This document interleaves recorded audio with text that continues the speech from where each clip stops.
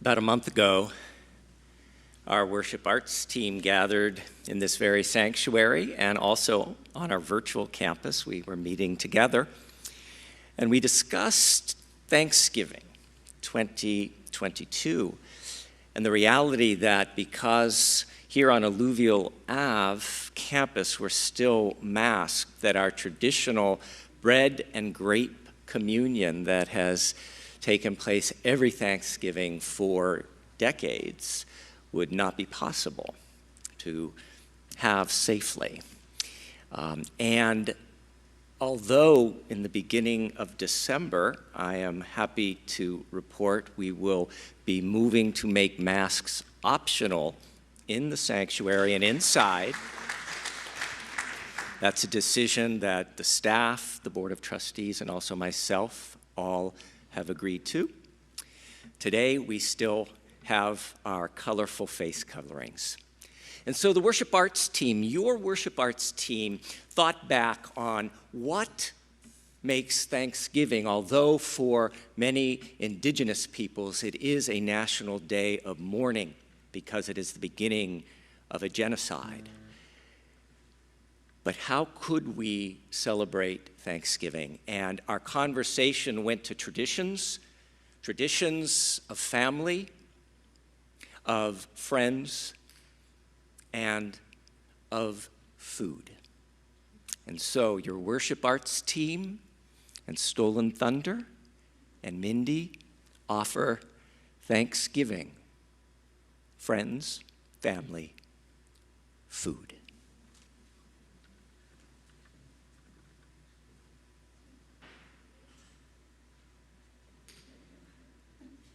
Hi. I always loved Thanksgiving. It was the introduction of fall colors, the chill in the air, the anticipation of winter. Of course, I love winter. There's a change, a shift from the dang Fresno summer. It was also a time for family gathering. My mother always invited everyone to her house. We'd all sit around a big ping pong table to fit everybody. There was playing baseball or just visiting. I love that time. And then I, of course, would know that it led to Christmas, the cuddly, wistful, cozy season of giving and getting. Lots of tradition. I loved that. And then there was change. So one of my older sisters got married and started having a family, and so she took over hosting as appropriate. And we had lots of fun, and it was a more informal Thanksgiving, which I liked, and we'd all play tennis after or before dinner. It was fun. And then there was change. Divorce. My sister and her husband split apart, and the family switched Thanksgivings off and on. And so my husband and I took Thanksgiving on with our kids. And we really liked that. We love entertaining, and it was informal, it was lively, and we'd play baseball or tennis or whatever, go outside. Most of the time it was beautiful. And it was still that time of family and friends together. And then change. So the grandparents, my parents, exited the living or physical world. Another family moved away. And that was change. A change I didn't want to choose. And I was depressed and lonely and consumed by pervasive grief. So then I had to make a change because there was nowhere else to go. So I did. With my husband, we thought about it, asked ourselves, what does Thanksgiving mean to us? What do we need it to be? You know, Native people They don't celebrate Thanksgiving, but often, understandably, disparage the day. Recent immigrants have no context to understand it, much less celebrate it. For some, it's just a day. It's never been a thing. The holidays, including Thanksgiving, don't have to be just one thing, just one way. Life changes, it's unavoidable. The first question is, what does this time mean to you?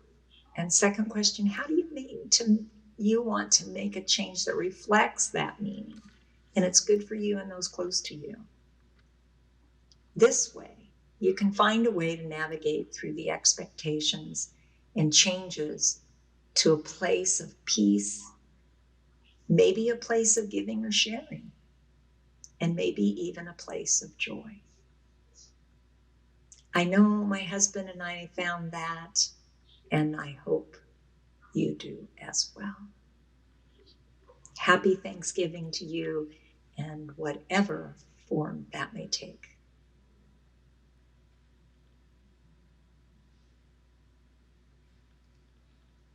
Buenos días. Mi nombre es Karen Polnitz.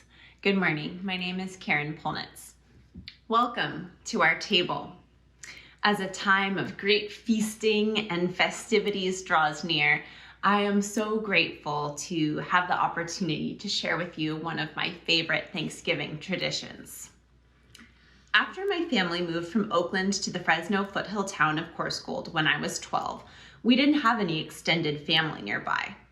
I had always envisioned Thanksgiving as this full house, a table bursting with people, chattering voices, and food covering every inch of countertop space. Without nearby family, this vision wouldn't be realized. Or would it? My father has always found extra family to fill the table. For my dad, the circles of his AA fellowship have long been a source of community that doesn't end with that final recitation of the Serenity Prayer. It wasn't long after we landed in Coarsegold that he found local meetings and began to form deep friendships with the folks he met there. We moved in July, and while I can't exactly remember, I have a good feeling that by November we had a full house for Thanksgiving. I remember those Thanksgivings well. Car after car coming down the driveway, and faces I both knew and had never seen before appeared at our door. Hot dishes ready to share, and warm hearts ready to connect. The house quickly filled with the scent of this friend's mac and cheese and that friend's roasted vegetables. My mom made the turkey and a few sides, and did we eat. Huge platters filled to the brim, at least twice. After dinner, people spilled out onto the deck with glasses of Martinelli's sparkling apple cider passed around. Our home was full, and our hearts had grown. My dad's AA family became part of our family. These people, some well-established in sobriety, others newly on the path, in need of a safe place to celebrate, as my dad had been all those years ago when the man we came to call Uncle welcomed him in for a hot meal and a new way. All were part of our tradition and part of our lives. I treasure this season as a time of opening our doors, welcoming others to our table, and sharing all that we can. I called my dad the other day to ask him if he was comfortable with me sharing this part of our story, and he said, "Of course, Mija." He was driving home from a meeting and shared that they were reflecting on gratitude this month. He said that these meals, these steps we take to build connection with others, these are the steps we take to build gratitude. We build gratitude not only for those whom we serve, giving them a pinpoint to remember that there are those who care, but for ourselves as well, taking the time to recognize what we have and what we are capable of sharing with others. In this way, may we live into an awareness of abundance, a season of gratitude, and an ongoing practice of giving thanks. Thank you for this opportunity to share.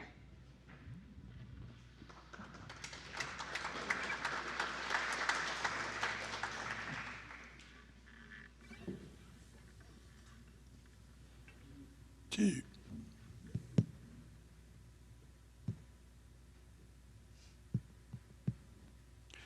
Two, three, four.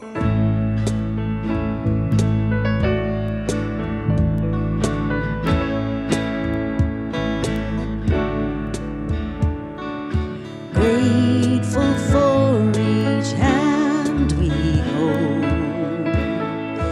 gathered round this table, from far and near we travel home, blessed that we are able.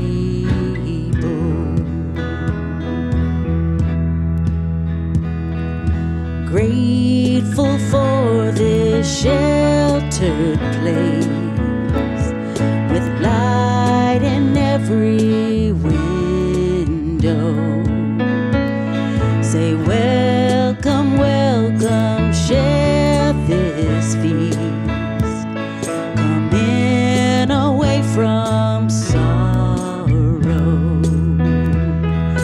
Father, mother, daughter, son, neighbor, friend, and friendless, all together, everyone, in the gift of loving kindness.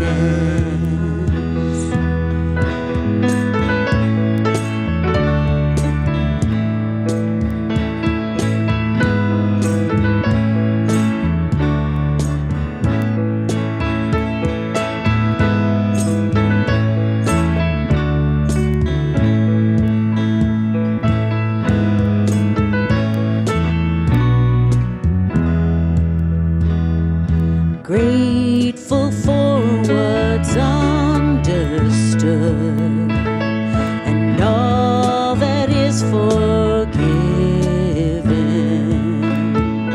We try so hard to be good, to lead a life worth living.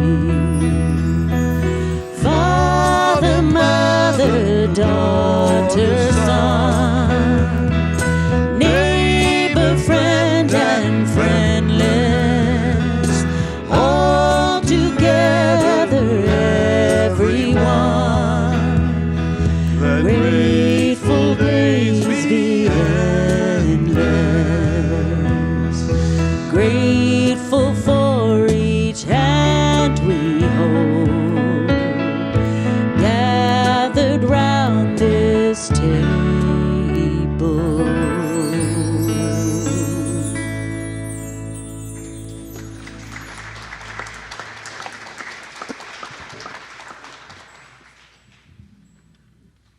Hello, my name is Emily Kaizinga, and I serve gratefully as a member of the worship arts team.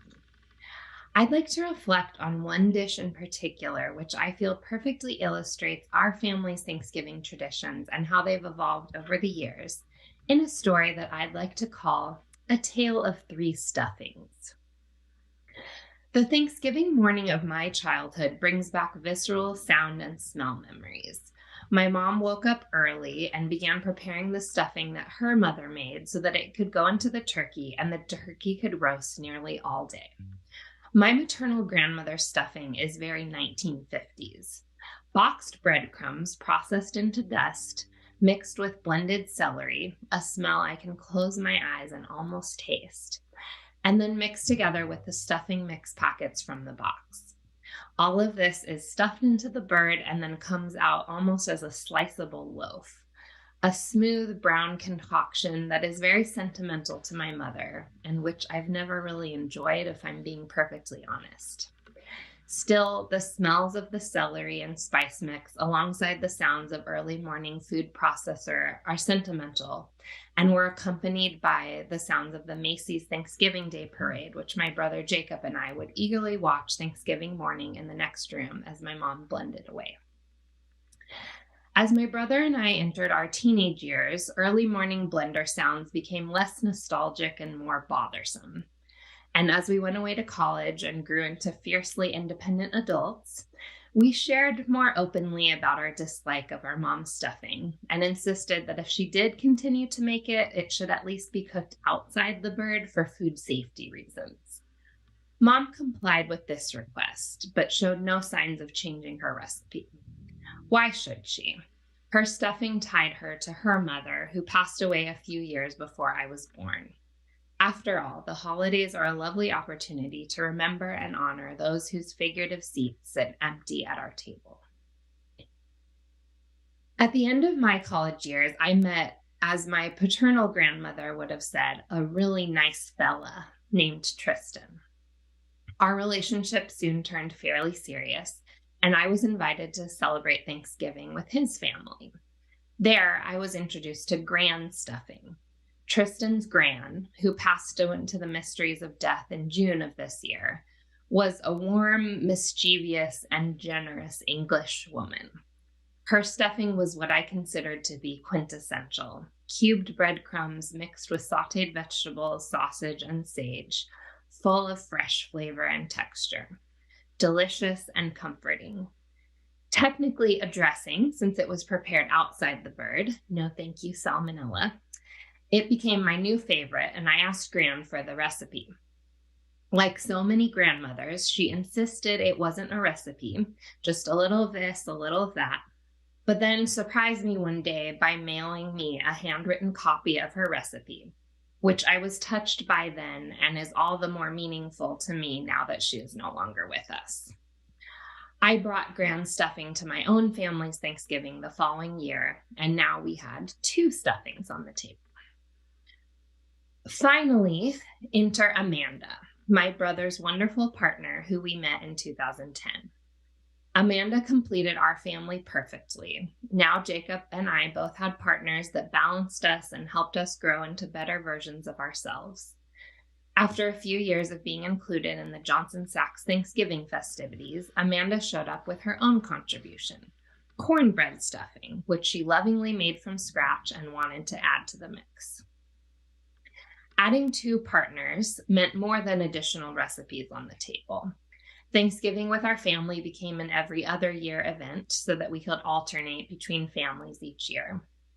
Now that I'm a parent myself, I'm starting to understand the mix of joy and heartbreak those off years must bring to my parents. Pride in your adult children forging their own paths, and sadness that the chapter of yearly celebrations together has closed. Not only do we mourn those that no longer fill our seats during holiday times, but also traditions which are no longer due to the way our lives have evolved. So there you have it, a tale of 3 stuffings. We now have 3 stuffings on our family's Thanksgiving table. 3 recipes which honor different chapters in our family's lives and which each of us refuses to do without. I think I've gained a new appreciation for my mom's preparation of her mother's recipe this year as I prepare to make gran stuffing for the first time without her alive. May we celebrate the evolution of family traditions, and may the memory of our loved ones be a blessing to us as we keep their spirits alive with the foods we share and the stories we tell during the holiday season and all throughout the year.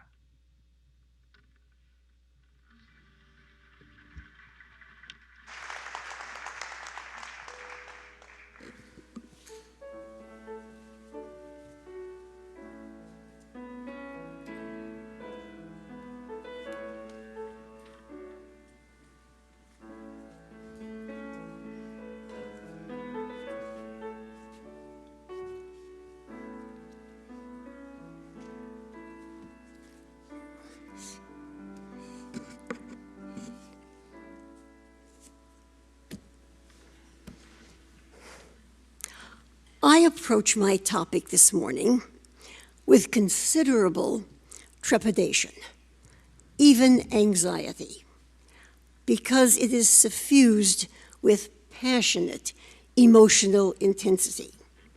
I refer here to the Thanksgiving side dish called ambrosia. Ambrosia. It should be simple. Miniature marshmallows and fruit are folded into sweetened whipped cream. But that is only the beginning. Everyone agrees that the cream is whipped until it holds a stiff peak. But what is the essence, the very nature of the stiff peak? That judgment requires a panel of no fewer than 3 experts, no 2 of whom agree on the height and angle the cream should form as it is lifted from the bowl. Ingredients seem straightforward, with unanimous support for miniature marshmallows and grapes. But should the grapes be red, green, or a combination? Should they be small and left whole, or large and halved? If halved, should they be crosswise or lengthwise? Families have splintered over less. Apples and pears are generally regarded favorably, but my timorous suggestion that canned mandarin oranges, sliced mandarin oranges, cut into 4ths or 5ths, be included, was met with the tones of horror usually reserved for the discussion of natural disasters. I draw a veil, gentle listeners, over the vehement debate between the chopped nut faction and the chopped nut never contingent. Each views the other as heretical, comparable in scope to the beginning of the Protestant Reformation. But of course, the chopped nut faction, like the Catholic Church, is not a homogeneous monolithic entity. Should the nuts be walnuts, pecans, macadamias, or 2 or 3 nut combination? Each possibility has its impassioned advocates. Given the complexities and controversies inherent in the construction of ambrosia, surely flexibility and willingness to compromise become essential for the preservation of family harmony.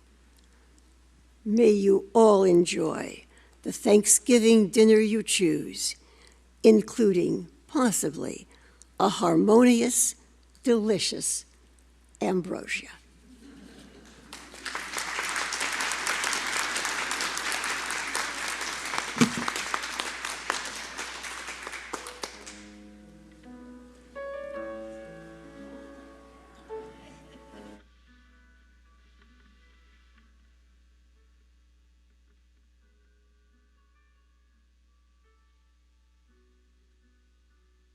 Let's hear it again for Sydney.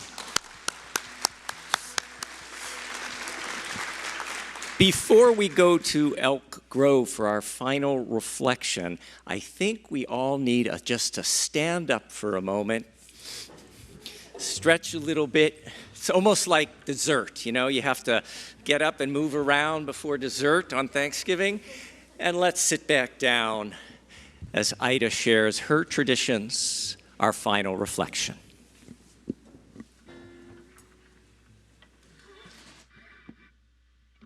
Don't eat breakfast.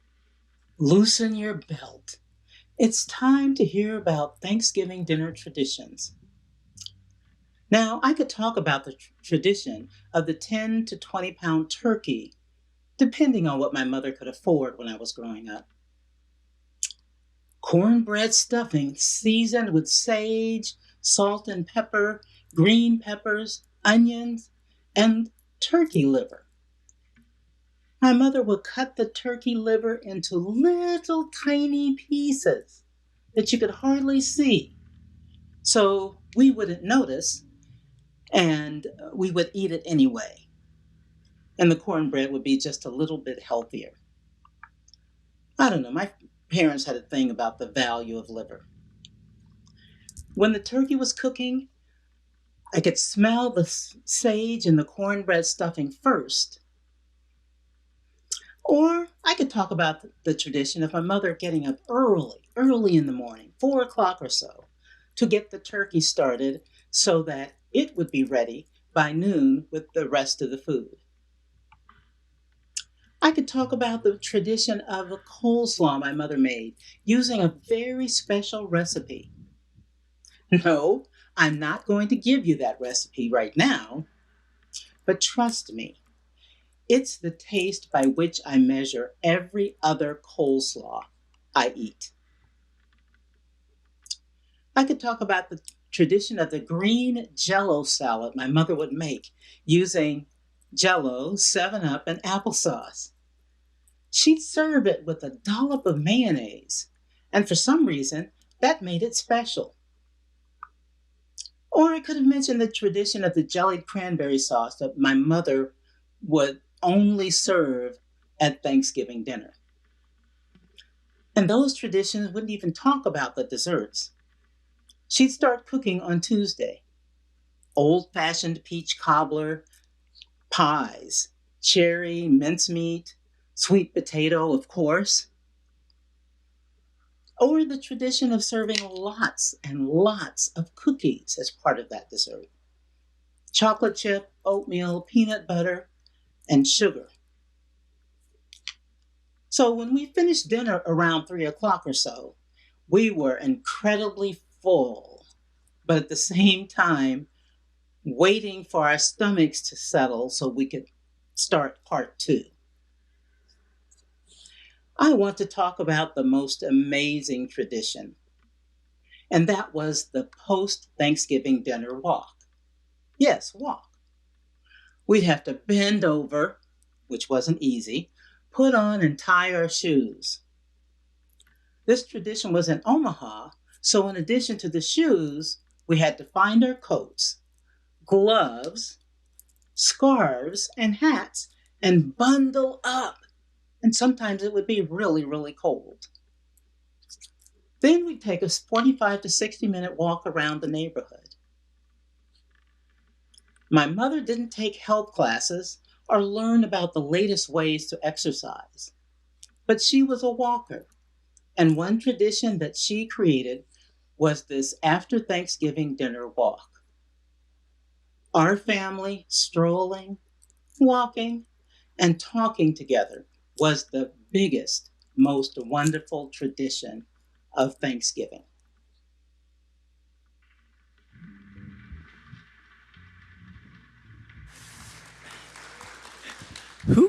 Ida made me so hungry listening to that.